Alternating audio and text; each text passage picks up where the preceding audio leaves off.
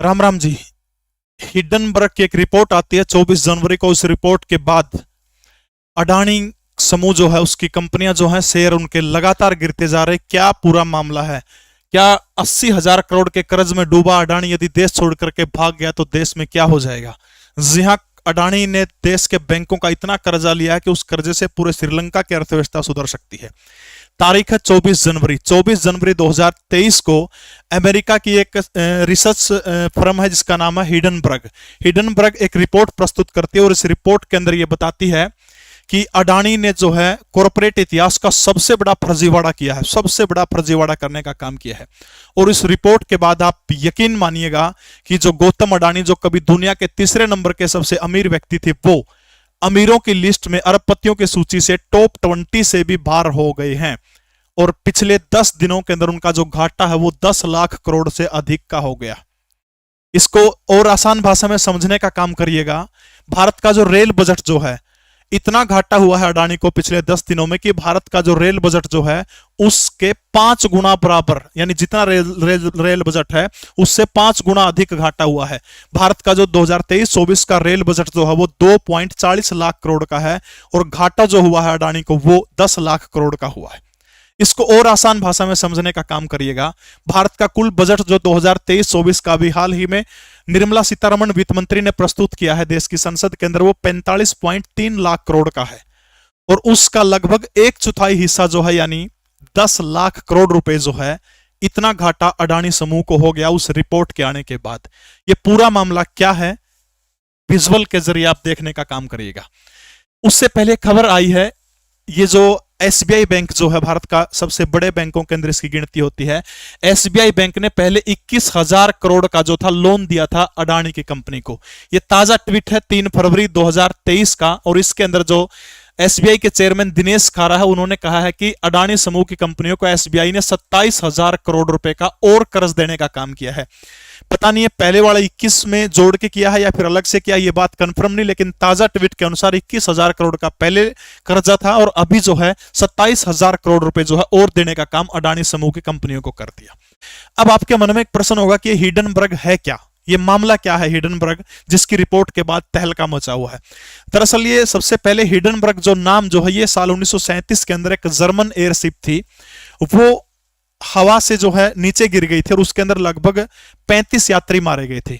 और उसके बाद जो है ये जो बंदा जो है जिसका नाम है नाथन एंडरसन जो है, ये 2017 के अंदर अमेरिका के अंदर एक फर्म बनाने का काम करता है। और ये जो जर्मन एयरशिप जो गिरी थी उसी के नाम पर इसका नाम हिडनबर्ग रखता है।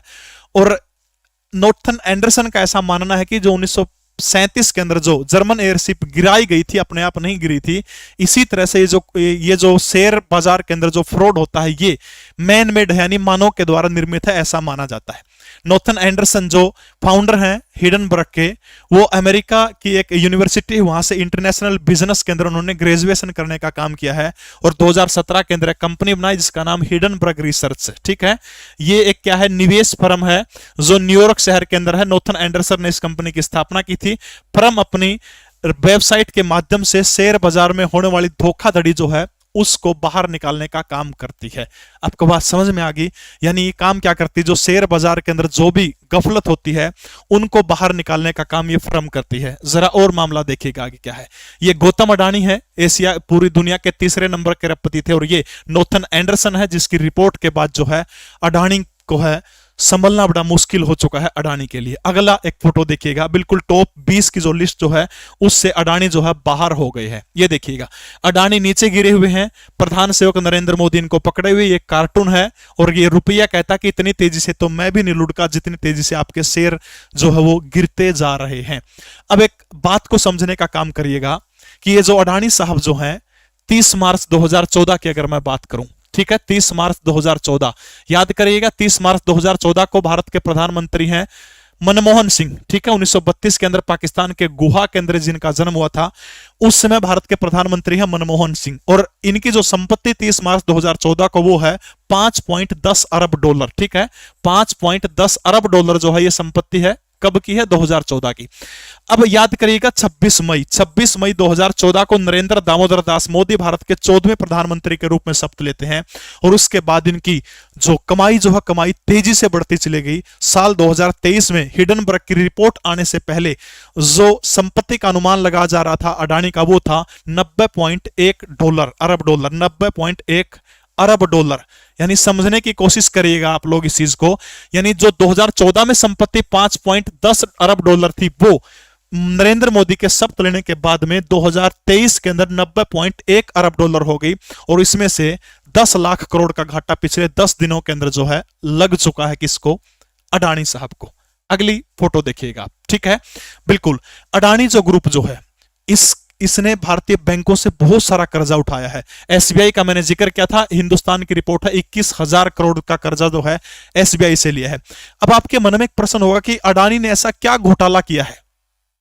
कुछ ना कुछ तो घोटाला किया होगा, तभी इस रिपोर्ट के बाद शेयर गिर रहे हैं।